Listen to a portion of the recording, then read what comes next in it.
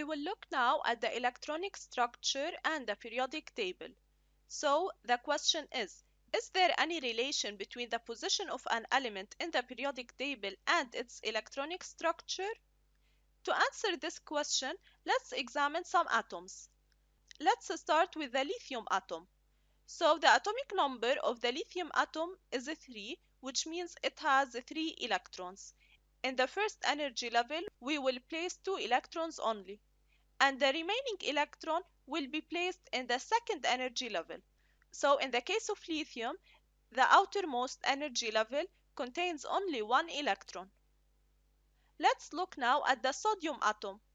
So the atomic number of sodium is 11. The first 2 electrons are placed in the first energy level. In the second shell, we will place 8 electrons and the remaining electron will be placed in the third energy level. So, as you can see also, sodium has only 1 electron in its outermost shell. Let's look now at potassium. So the atomic number of potassium is 19, which means it has 19 electrons. We will draw the electron diagram of potassium. In the first shell, we will place 2 electrons. In the second shell, we will place 8 electrons. In the third one, 8 electrons as well, and this is a total of 18. The remaining electron will be placed in the fourth shell. So if you take a look, you will find that all these 3 atoms have only 1 electron in the outermost shell. Let's look now at the position of these atoms in the periodic table. So here is the periodic table. As you can see, these are atoms of elements in group 1 of the periodic table. And thus, we can conclude that all elements in group 1 have 1 electron in their highest energy level, which is the same as the most outer shell.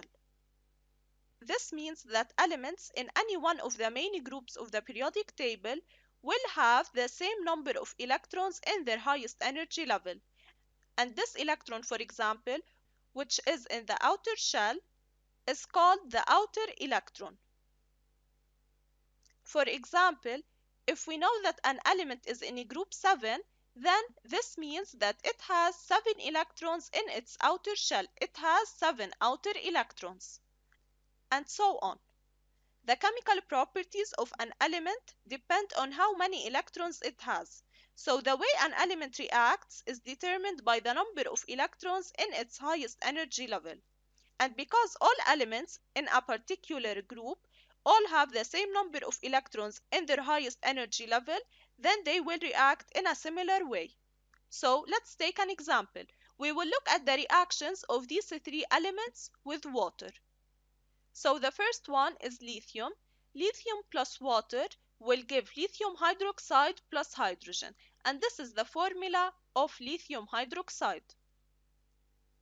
When we add sodium to water, we will obtain sodium hydroxide and hydrogen, and this is the formula of sodium hydroxide. Moreover, potassium plus water will give potassium hydroxide and hydrogen.